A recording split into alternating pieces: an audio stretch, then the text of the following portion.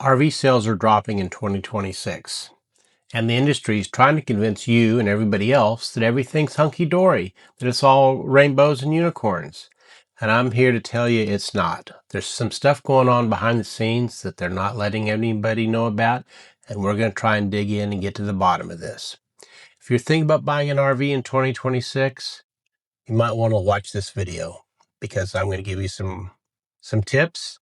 And should you buy now or should you wait? Let's find out. I'm Chuck with Lake to Lake. I'm an experienced RVer. I've made every mistake in the book. And let me tell you what, I bought an RV during the pandemic. I've had problems with it. It was in the shop for 4 months. I've been camping. I've made every mistake you could make when you go camping.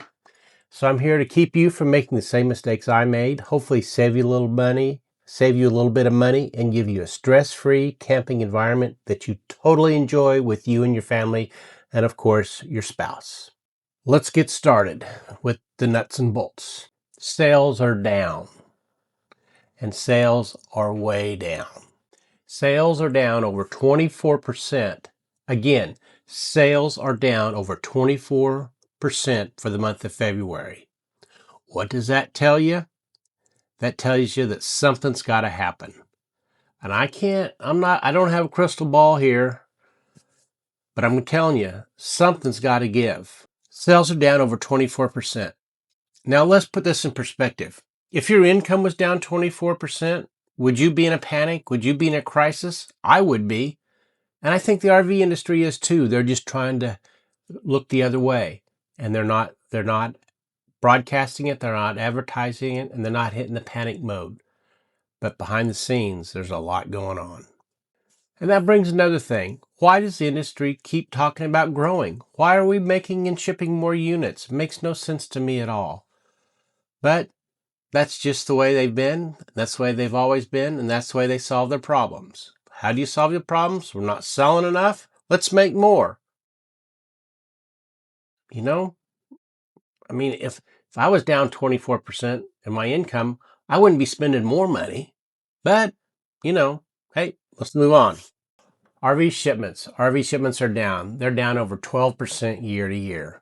So we're manufacturing less units. We're shipping less units to the dealers, and the dealers should have less units on the sales floor. Well, I'm telling you what, the dealers are packed with RVs. And also, something else I've noticed, I'm seeing a few more used RVs on the sales floor right now. And the only thing I can think about that is taking these things in on trade, and they have an idea that they can get more money by selling it themselves than taking it off to an auction and selling it. And they're trying to recoup some of their costs. So I'm seeing a few more used RVs on the lots, and I think that may have a little bit to do with the amount of RVs that they're taking from the manufacturers. I don't think, well, they're not getting as many, but they're not selling as many either. Let's talk about a little bit of good news. The luxury motorhome sales are up. Luxury motor home sales are up just barely. Not too much, but a little bit of a gain. Vans, some of the high-end vans, they're up too. And let me tell you something about those high-end vans. I didn't realize. A lot of people buy those things and they travel. They travel during the day and they spend the night in a hotel. And I always kind of wondered, why in the world would you spend $200,000 on a van, all equipped, bathroom, shower, beds, kitchen? Well, you know what? They just enjoy having all the amenities at home inside their van. They can stop for lunch break. They can make their own lunch. They can use the bathroom. They can lay down and take a nap all inside their RV. But at night, they spend the night in a hotel, and they have the money money's not an object. The high-end luxury motorhomes and the high-end van sales, these are people that are retired or money's not a problem, or they're not affected by interest rates. Usually these buyers have cash and they're higher incomes, so interest rates do not affect them. Towables. They're in sad shape. Towables, fifth wheels and travel trailers, bumper poles. Their sales are down over 23%. That hurts. You know why that hurts? Because that's you and me. We're the ones that go out and buy those mid-range $30,000, $40,000, $50,000 trailers, and we finance them. And interest rates have not come down, so that means the cost of buying it's up. It's expensive.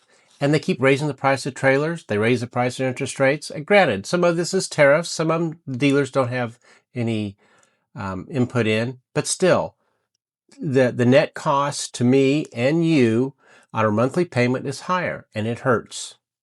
And it's hurting the sales.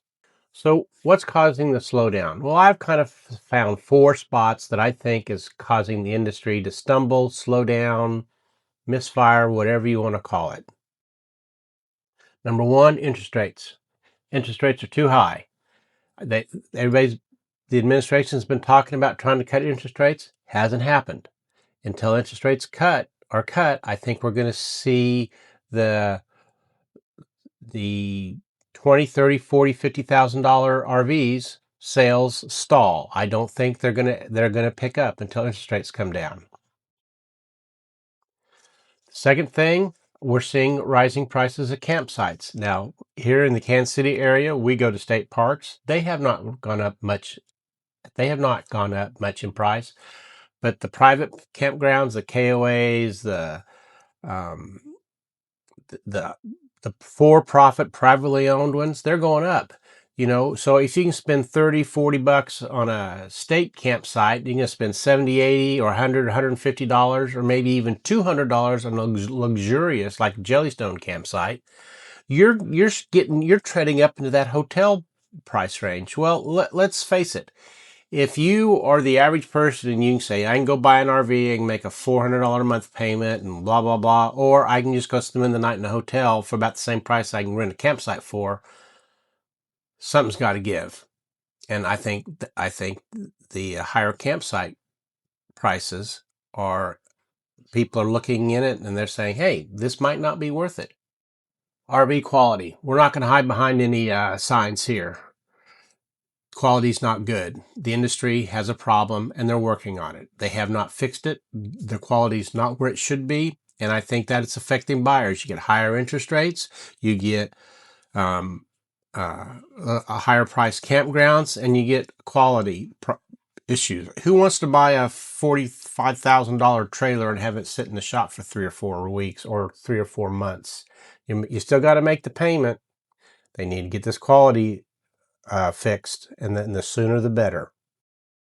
The other thing is fuel costs. I recently planned a trip to go to Dayton, Ohio, and I was going to pull my camper with me. 1,400 miles. If I pull a camper, I get about 8 miles a gallon. It was going to cost me $962 to pull my camper out there. If I don't pull my camper, my truck gets 22 miles a gallon. It's going to be 350 bucks worth of fuel. That's a difference of $612.50. I can rent a hotel for a couple nights, a whole bunch cheaper than spending an extra $600. So, needless to say, I'm not pulling my camper. I'm not renting a campground because of just the fuel costs, and I think that's impacting people's purchasing RVs also. They just don't feel they can afford the fuel costs. The other thing I noticed, and this really buffaloes me, I went into a dealer on a Wednesday. Now I pull in, I got my Ram 3500 truck. It'll pull anything. So I pull into the lot and I go in and I walk in the front door and said, hey, I'd like to look at some RVs. The receptionist says to me, our salesman's not in today. Go out and look. If you have any questions, come in. I'll get the sales manager to come answer any questions for you. Now, does that make any sense to you at all? I mean, they know that I have a truck that can pull any camper on the lot. I'm retired. I have the ability to buy whatever I want on that lot, and they're not going to send a salesperson out with me. Why? Because actually, I don't know why. If you know why, put it in the comments. They had no interest in me going in there, or they had no interest in putting a salesperson with me to help me show some of the units. Now, granted, I wasn't going to buy one, but I'm looking, and you got to look before you buy. And, we're kind of looking at fifth wheels. So, we are shopping. So what does that mean for you? Well, here's what I've come to the conclusion. Number one, there are deals out there. I'm seeing RVs where they're throwing in a lithium battery package, or they're throwing in sewer hose, or they're throwing in a free set of solid fold-down steps. So they're not necessarily discounting the units itself, but they're throwing in additional accessories to go with it. And I was kind of thinking as I've been to as I go and look at the various RV dealers, what they're doing is they got this excess inventory of accessories. So maybe they can throw that in on a trailer. They can get you to pay a little bit more for the trailer, throw in the accessory, and then they get something off the sales floor for RVs, and they get something off the inside store for the accessories. So maybe they're playing that game. The other thing is, when you get ready to buy, negotiate, negotiate, negotiate. When you sit down to buy in that finance office, do not take all the extra things they're trying to sell you. If you don't want the extended warranty, don't buy it.